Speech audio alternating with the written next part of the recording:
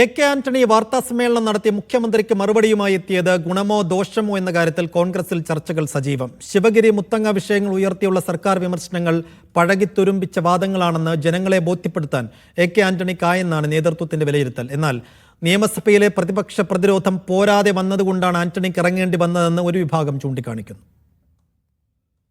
നിയമസഭയിൽ പോലീസ് അതിക്രമങ്ങൾ പ്രതിപക്ഷം ആയുധമാക്കിയപ്പോഴാണ് ശിവഗിരി മുത്തങ്ങ പോലീസ് നടപടികൾ ചൂണ്ടിക്കാട്ടി പ്രതിരോധവുമായി സർക്കാർ എത്തിയത്.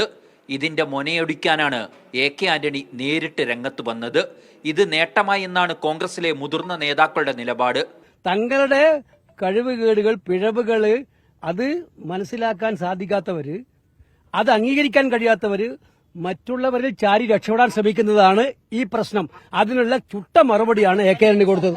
തിരഞ്ഞെടുപ്പുകൾ അടുത്തിരിക്കെ സർക്കാരിന് പുതുതായി ഒന്നും പറയാനില്ലെന്ന സന്ദേശം ആന്റണിയുടെ വാർത്താ സമ്മേളനത്തിലൂടെ നൽകാനായി എന്നാണ് നേതൃത്വത്തിന്റെ കണക്കുകൂട്ടൽ. ഒരു തെരഞ്ഞെടുപ്പ് വരുന്നതിന്റെ തൊട്ട് മുമ്പ് 7-8 മാസം മുമ്പ് ഈ പഴയ ആയുധമെടുത്ത് തേച്ചു മിനുക്കി പറയാൻ ശ്രമിക്കുന്നത് മുഖ്യമന്ത്രിയെ പോലെ ഒരാളിനെ ചേർന്നതാണോ എന്ന് അദ്ദേഹം ആലോചിച്ചാൽ മതി. എ.കെ. ആന്റണി സത്യം മാത്രം പറയുന്ന ഒരു വ്യക്തിയല്ലേ. സംസാരിക്കുമ്പം ആർക്കെങ്കിലും ഖണ്ഡിക്കാൻ കഴിയുന്ന കാര്യങ്ങളാണോ?